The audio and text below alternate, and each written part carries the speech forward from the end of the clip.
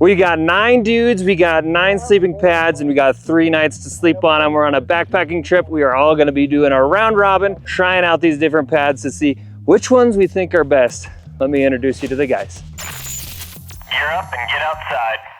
Okay, everybody gather around. This is how this is gonna work. We are gonna be testing out sleeping pads. So we have 3 cohorts. We got a group that's got the lightest weight pads we've got, and we've got a group that's got some of the most perhaps comfortable pads, and then one that's like just a good all-around pads. Each night, each guy is gonna sleep on 1 pad. The next morning, we're gonna interview, and I'm gonna ask you, how did it feel? Was it comfortable? Was it noisy? What are some pros and cons? Any deal makers or deal breakers? And then you're just gonna tell me how you really feel about it.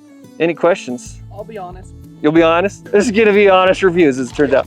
And then at the end, we'll take the 3 top ones from each group, and we'll see which one is the biggest winner. All right, let's do it. Let's get hiking. These are some of the most popular pads out there, so you probably won't be surprised by the ones we selected. However, what'll be interesting is that we are comparing them with different people as well. So it's not just my opinions in a vacuum. I think it'll be pretty interesting to see. I mean, I like the idea, and if you like the idea as well, why don't you hit that like button and help us out with the algorithm a little bit. And I just want to note that we are all just a bunch of regular dudes. We're no experts. We're just out here trying to have a good time and get a good night's sleep.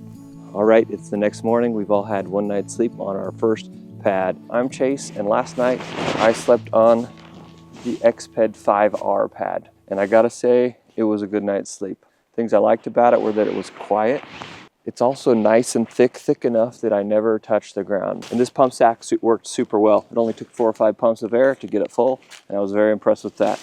I'm gonna give this pad a score of 4 out of 5 only because I'm not entirely sure what the other ones have to offer, and I may take the liberty to adjust my scores as I go along, and I'll tell all the other guys they can do the same. One downside of this pad, I thought, is that it's kind of bulky and it's on the heavier side of most of these pads. But enough for me, let's see what the other guys have to say. All right, so here we have Jack, and last night he was on the Big Agnes Rapide SL. My experience last night was fantastic. Plenty thick, stayed inflated, warm, very warm, not noisy. Okay. The other thing that was cool is it came with the inflator bag. Oh yeah, a nice okay. touch. So overall, what would you give it for a score? 1 out of 5? Probably a 5.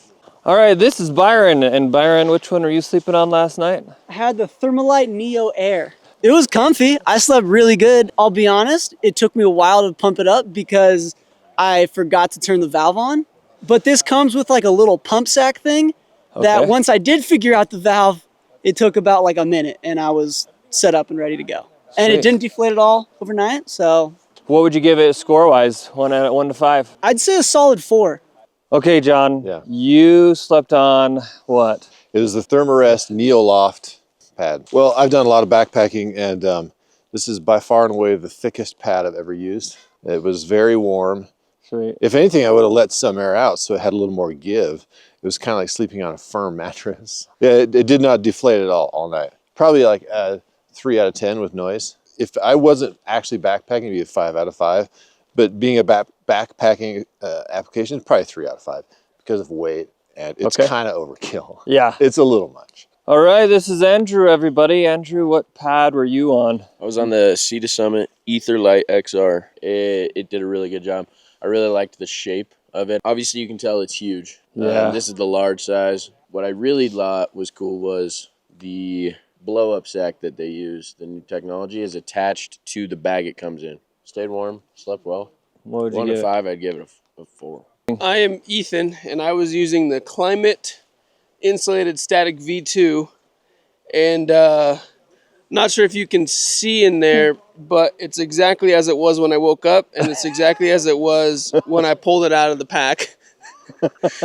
It operated exactly as I'm used to all sleeping pads operating, where you blow it up, and then you wake up, and it's no longer blown up. On a scale of 1 to 5, I don't think I'm allowed to give things a 0, but if I was... Yeah, that's not selectable. Yeah, if I was, I would give it a 0. Instead, I will give it a 1. Look at the valve here. This might be part of the problem, but I don't know if this is where it was leaking or what. But that's how you inflate it. Then you're supposed to rotate it around when you want to deflate it. He had it on the inflate side all night, so I don't know. Maybe there's a hole. We might have to do a little testaroo in the creek. This is Justin, and he was using the Teton Altos insulated inflatable sleeping pad, lightweight and portable. Yes, it is. And So- was it lightweight and portable? It was lightweight, it was portable. It was really easy to blow up. I just had to use my mouth. For some reason, this pattern, when it was fully inflated and I was laying on it on my side, my shoulders and my hips, I guess, were pushing air to the middle, and it just felt like I was laying on something. And it wasn't like a lot, but it was like just enough to like kind of keep me awake a little bit. And then this morning, I already tried once to put it back in this bag, and it was I didn't do it successfully. It was kind of a fight. Honestly, that was probably one of the best nights of sleep I've ever gotten backpacking. Ooh. And I don't know if that's from exhaustion or what, or a good meal. A little bit of discomfort when I first laid down, but I still think I'd give it probably a 4 out of 5 stars. Alex, which pad were you sleeping on last night? I was sleeping on the Nemo Tensor all season long wide. Yeah, sweet. Yeah. How was it? It was pretty good. Okay. I'd probably say it's a 4 out of 5. 4 out of 5. I'm kind of hoping one of the other ones is a 5 out of 5. Right. Very easy to blow up. And then it Sweet. stayed inflated all night. I liked how wide and long it was. It was a little noisy, but I also move around a lot. So I don't know if I'll meet a pad that's not noisy. This is Wes, and last night Wes was using the REI Helix pad. Yep. And he's the only real man because you were cowboy camping. You were laying out on the stars. Always do. What do you got Very going on? comfortable. Great pad. Good shape. Blows up easy. Pretty quiet. Great pad. I'd sleep on it again. So 1 to 5, what would you give it? 5. You give it a 5? I actually don't want to switch tonight.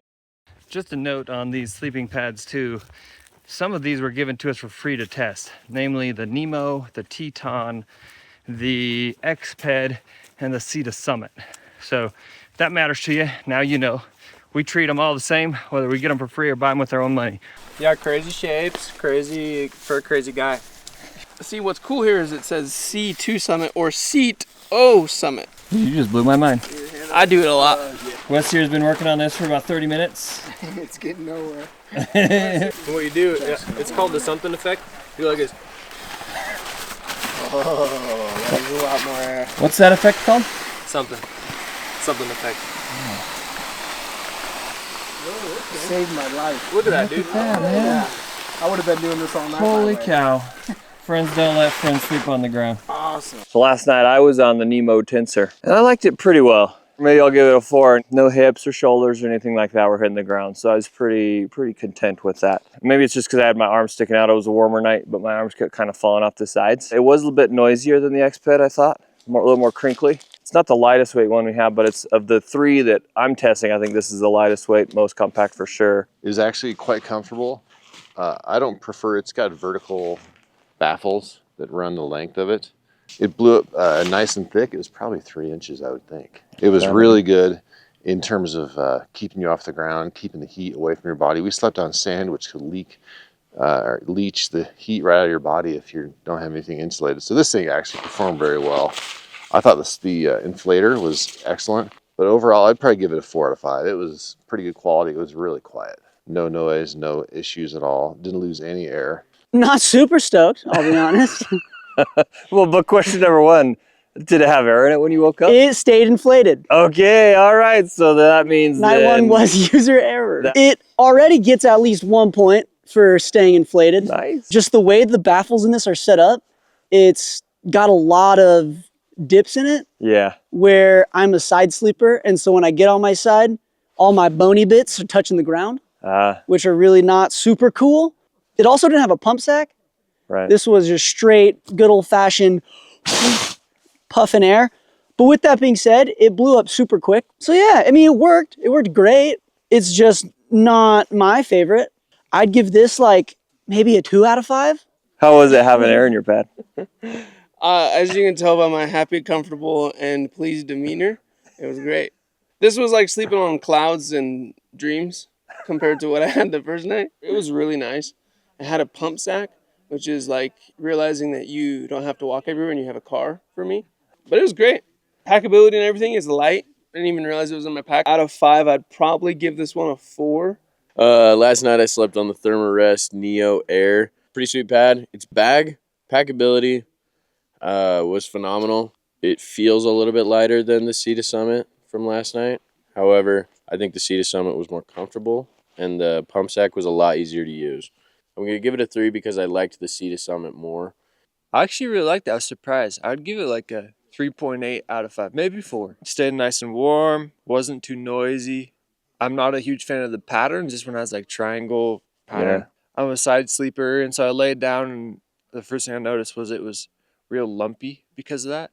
So I was a little bit concerned laying down, but then once I forgot about it, I never was uncomfortable. It was pretty great, actually. All right, here's Alex, and he was in the Neo Loft, and he liked it so much he already packed it up, so he could try to take it again. I don't think I liked it as much as the first one that I had last night. No kidding. I think it's just a little too big, to be honest. Sleeping on is a little too thick, a little too fat. It is pushing the limits of my tent. I'd still probably give it a 3 out of 5. It's pretty comfortable. I didn't feel like I was losing air anywhere. My shoulders and hips weren't hitting the ground. I think the Nemo is a little more comfortable. That worked out better for you. Yeah. Nice. All right, this is Justin with the REI pad. When I was blowing it up with the pump sack, I got to a point where I couldn't get any more air in it, but it didn't really feel full. It didn't deflate on me or anything, but it was interesting because it was kind of pretty soft. I think I'll give this one 3.5.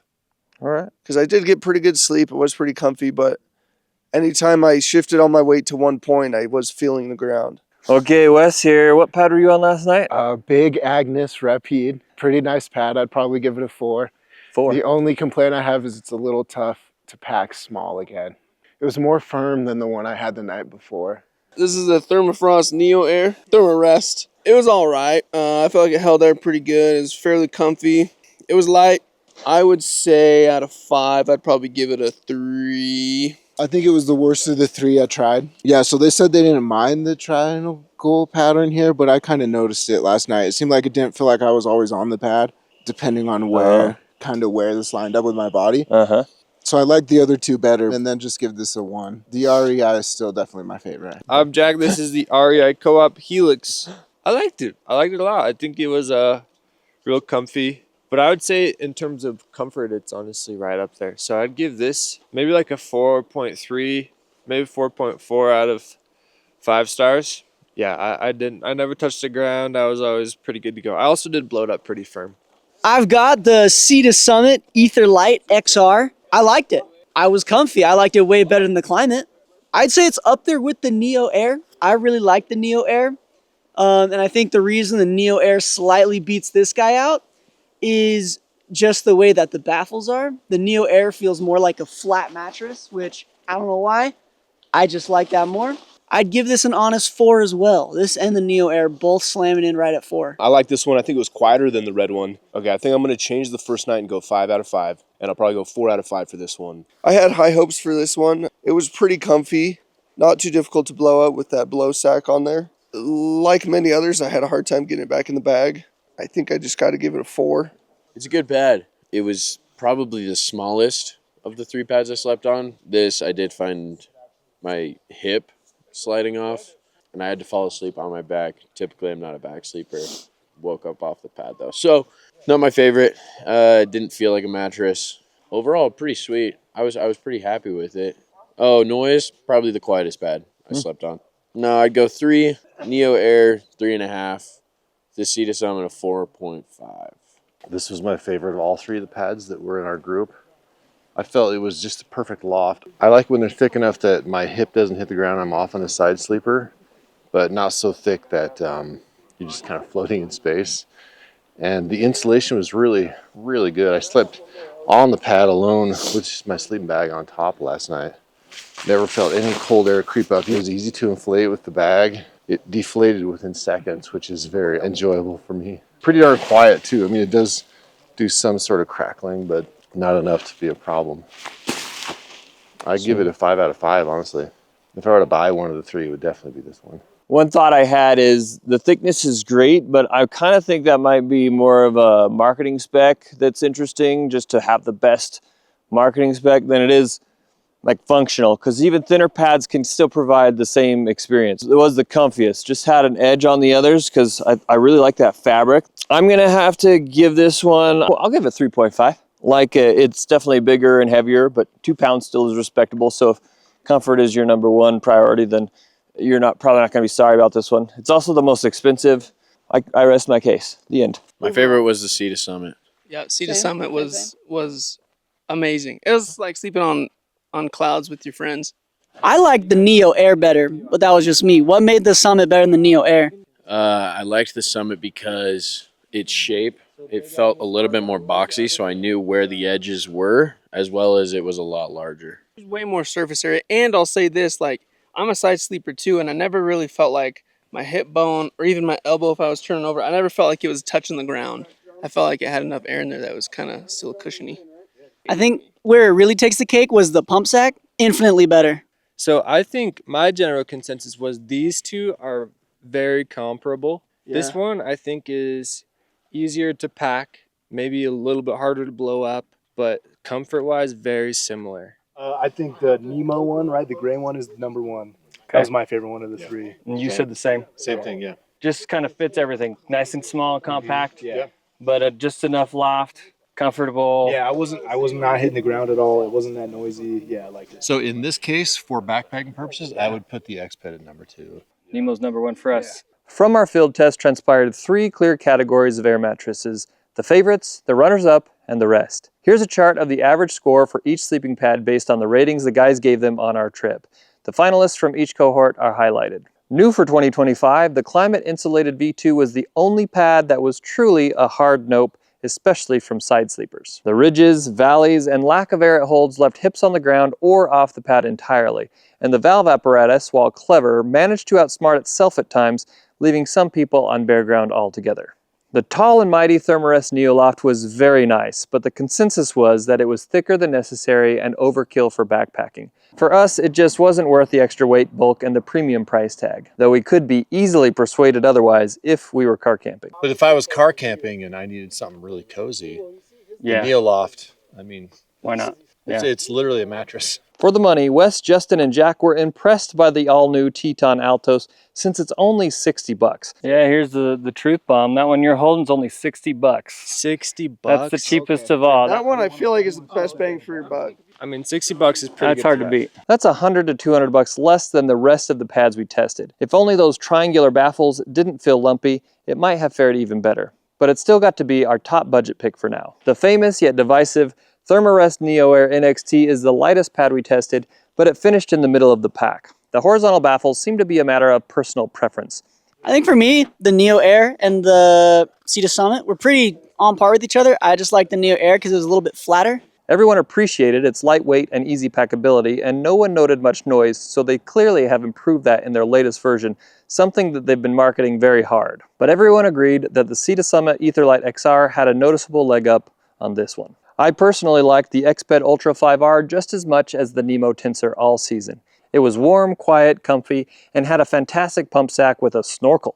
Though, like my general demeanor and the horizontal baffles on the Neo Air, the X-Ped's vertical baffles suit some, but not others. While it's only a couple ounces heavier than the Nemo on paper, it's considerably bulkier, although I do like that it's $70 cheaper. We're calling the REI Helix a runner-up, but the guys were splitting hairs trying to choose between it and the Big Agnes Rapide SL. People say the Helix is comfortable, quiet, and easy to pack up, but dialing in just how much to inflate it for optimal comfort wasn't all that straightforward. I've slept on this one a lot too, and I know I love it, but while it was Wes's favorite, it was Justin's least favorite. That brings us to our 3 finalists: the Big Agnes Rapide SL, the Nemo Tensor All Season, and the new Sea to Summit Etherlite XR. The Big Agnes Rapide SL was noted by the guys as being quiet, comfy, easy to inflate, and better at holding air all night than expected. So much, in fact, that it was noted as being too firm at first until they let some air out. While they like the compact size, getting it rolled up just right to fit back into its stuff sack requires the kind of patient persistence and superfluous self-sacrifice only exhibited by men who trim their grass with scissors or mop their garage. A true pain in the tuchus. My group loved the Nemo Tensor all season. Both of my co-conspirators, John and Alex, gave it a perfect score of 5 out of 5. We especially liked that compared to the X-Ped or the Neoloft, it was easy to inflate, quick to deflate, and packed up smaller and lighter. We agreed that it was an all-around comfortable sleeping pad. Even as bigger guys who sleep on our sides and stomachs, none of our shoulders, hips, or other parts ever hit the ground when laying on it. The main downside was it seemed slightly more noisy than the X-Ped or the Neoloft. The Sea to Summit Etherlite XR got the most upvotes of any pad we tested for its great design. The guys all applauded that pump sack that also serves as a stuff sack and the big valve that made it super easy to inflate and deflate. They also loved its generous surface area, noting that it was easy to stay on the pad even when tossing and turning. The dimpled baffles were comfortable and the pad was warm and relatively quiet. Let's dive into the weeds just a bit now and determine which pad comes out on top. I discovered that the advertised weights didn't always match what I observed, and some of them included the stuff sack and pump sack, while others didn't. So here are the weights in ounces of the pads by themselves, no sacks or anything else, as measured on my kitchen scale. The lightest pads are on the left and heaviest on the right. Remember that for the most part, these are all long, wide, or large size pads, so if you get the regular size, you can shed a few ounces off these figures. At 25.9 ounces, pad only, the Big Agnes is slightly heavier than the average weight of all the pads, though an ounce heavier than advertised. Our other two finalists are lighter than most, though the Sea to Summit weighed in a tad heavier than advertised at 21.9 ounces, nearly 2 ounces heavier than the Nemo at 20.3 ounces, pad only. The Nemo was refreshingly spot on with its advertised specs. Just a note that I never told the guys the exact weights of the pads during our field test. Regular backpackers just tend to gravitate toward lightweight pads naturally, I guess. Here I've lined up all the pads packed up in their respective stuff sacks, with the most compact on the left and the bulkiest on the right. As you can see, our three finalists are some of the smallest and most packable options, which shows that a lot of hikers really value this. All the pads we tested are insulated to keep a thermal barrier between you and the ground when you're sleeping. In terms of insulation and warmth, here's a chart of each pad's R value. All of these have been ASTM certified except for the Teton Altos, whose manufacturer simply told me in an email that it was designed to have an R value of 3. Of our three finalists, the Nemo has the highest R value of the entire group at 5.4, not bad for such a lightweight pad. At 4.8, the Big Agnes comes in above the group average of 4.5, and the Sea to Summit Etherlite XR comes in below average at 4.1.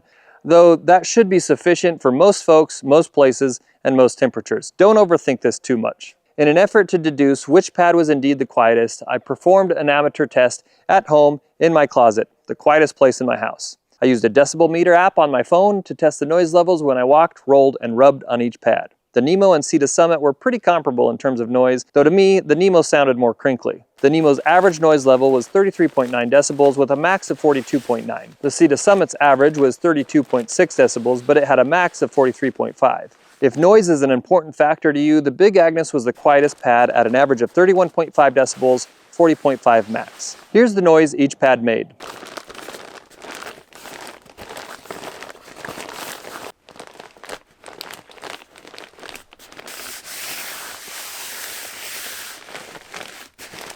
This final table shows how our three finalists stack up against each other. Feel free to pause your screen if you'd like to study this. All of the pads we tested are probably somebody's favorite. While we've done our best here to remain as objective as possible and give you our genuine opinions based on real-world testing, you should pick a pad that best suits your priorities and your budget. It may be any of the 9 pads we tested here or something else entirely. But if you really want to know which pad we think is best, I'm torn between the Nemo and the Sea to Summit. The Etherlite XR has that awesome pump sack, stuff sack, and that comfortable dimpled baffle design that's not as divisive as linear baffles. The Tensor All Season, however, has a higher R value, weighs a little less, and is slightly more compact, but they're both about the same when it comes to price, comfort, and noise. Let me roll back and forth on them real quick. Oh man.